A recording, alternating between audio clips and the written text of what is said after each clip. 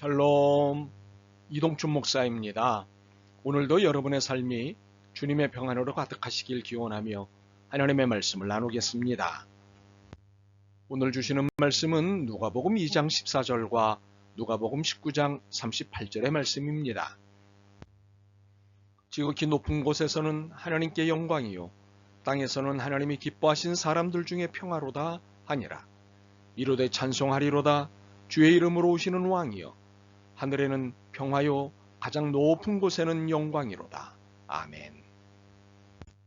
누가복음 2장 14절과 누가복음 19장 38절 말씀을 본문으로 크리스마스는 평화입니다 라는 제목으로 말씀을 나누도록 하겠습니다. 성탄절의 인사는 메리 크리스마스입니다. 성탄에 기쁜 일 많이 생기시기 바랍니다 라는 덕담입니다. 그런데 궁금한 것이 있습니다. 메리, 즉 기쁨은 어디서 오는 것일까요? 자동적으로 올까요? 그랬으면 좋겠습니다. 가만히 있는데도 기쁨이 왔으면 좋겠습니다. 그런데 기쁨은 그렇게 오지 않습니다. 수고해야 합니다. 그것도 많이 수고해야 합니다. 그런데 수고한다고 늘 기쁨이 따라 붙는 것은 아닙니다. 기쁨이 외면할 때도 많습니다. 그렇다면 기쁨은 어떻게 오는 것일까요? 우리가 함께 읽은 본문은 누가복음 두 곳입니다. 2장 14절과 19장 38절입니다. 두 본문은 각각 평화와 영광이라는 단어를 갖고 있습니다. 그리고 그 단어들이 주목하는 주체도 같습니다. 예수 그리스도이십니다. 그러나 상황은 다릅니다. 2장은 예수님의 탄생을 알리는 천사들로부터 나온 말씀이고 19장은 예수님이 나귀를 타고 예루살렘 성을 입성하시는 중에 군중들로부터 나온 말씀입니다. 오늘은 두 단어 중 평화라는 단어에 주목해 보겠습니다. 살펴보면 평화라는 단어를 2장은 땅을 상대로 19장은 하늘을 상대로 사용하고 있습니다. 그렇다면 이렇게 평화의 대상이 다른 이유가 무엇일까요? 같은 의미인데 표현이 달라진 것일까요? 아니면 각각의 의미가 통일성을 갖고 있는 것일까요?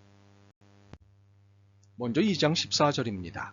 지극히 높은 곳에서는 하나님께 영광이요 땅에서는 하나님이 기뻐하신 사람들 중에 평화로다 하니라. 이 말씀을 정확하게 이해하기 위해 누가 영광이 되고 평화가 되는지를 정리해 보겠습니다. 그 누구는 예수 그리스도이십니다. 예수님이 하나님께 영광이 되고 땅 위에 평화가 된다는 말씀입니다.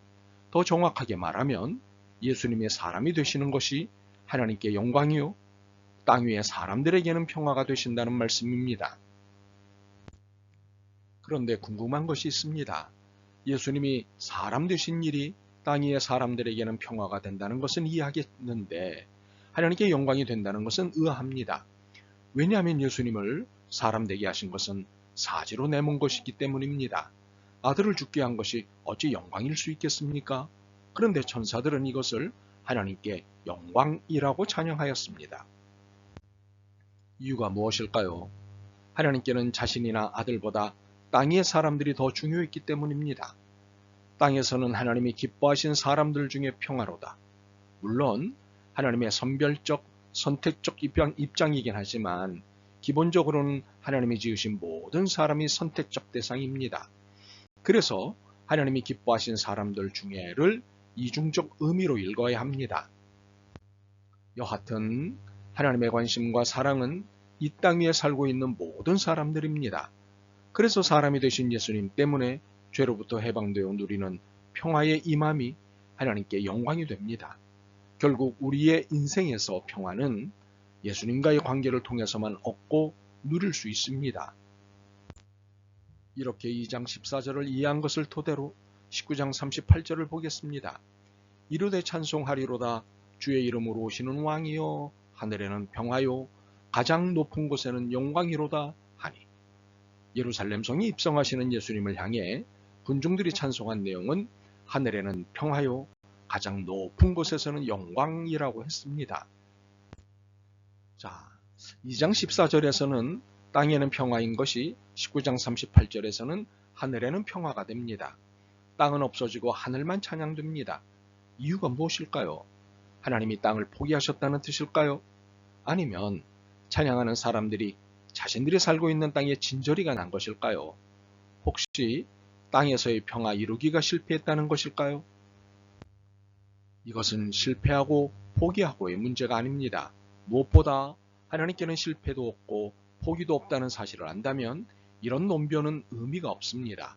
이 찬양은 사람들이 지어낸 것이 아니라 성령의 감동으로 부른 노래입니다. 하나님이 고백하게 하신 노래입니다. 그러므로 실패를 담은 노래가 아니라 주님의 승리를 담은 노래입니다. 즉 주님이 사람이 되어 십자가를 지심이 땅 위의 사람들에게 죄로부터 해방을 가져오고 이것이 평화가 되니 이것이 곧 하늘의 평화입니다. 예수님께서 베드로에게 이런 말씀을 주셨습니다. 내가 땅에서 묶으면 하늘에서도 묶을 것이요 땅에서 풀면 하늘에서도 풀 것이다. 이 말씀을 오늘 우리가 읽고 있는 두 절의 말씀에 적용해 보면 땅 위의 기쁨이 하늘의 기쁨이요 땅 위의 평화가 하늘의 평화입니다. 하나님의 관심과 사랑은 하늘 보좌에 있는 것이 아니라 그 거룩한 보좌를 버리기까지 사랑하시는 땅 위의 사람, 당신의 피조물들에게 쓰십니다. 그러므로 구원의 평화가 하늘의 평화이고 하나님의 기쁨입니다. 그런데 땅 위의 평화는 개인 구원에만 한정되는 것이 아닙니다. 이 세상의 구원, 소위 사회 구원도 평화의 대상입니다. 여러분의 눈으로 보기에 이 세상에 평화가 넘치고 있다고 보십니까? 그렇지 않다고 보십니까? 이 세상은 여전히 평화보다는 전쟁과 분열이 더 많습니다. 구원받은 백성들보다는 구원받지 못한 백성들이 훨씬 더 많습니다. 그러므로 땅 위의 평화는 여전히 요원합니다. 물론 예수님의 평화 선언이 있기는 했지만 현실적으로 평화는 여전히 안타까운 상황입니다. 그래서 여기서 우리가 하나님의 협력자로서 해야 할 역할이 있습니다. 평화를 만드는 자의 역할입니다. 선포된 평화를 현실적 평화로 정착시키는 역할입니다. 이것이 소금과 빛으로 살아가는 그리스도인의 역할입니다. 그러므로 무엇보다도 그리스도인인 우리는 현실적으로 결여된 평화를 위해 수고하는 삶을 살아내야 합니다. 전쟁과 다툼을 종식시킬 방안을 찾는 일과 이를 실천하는 일에 수고해야 합니다. 그 어떤 전쟁도 용납해서는 안 됩니다. 소위 악의 축을 제거한다는 명분도 용납되어서는 안 됩니다.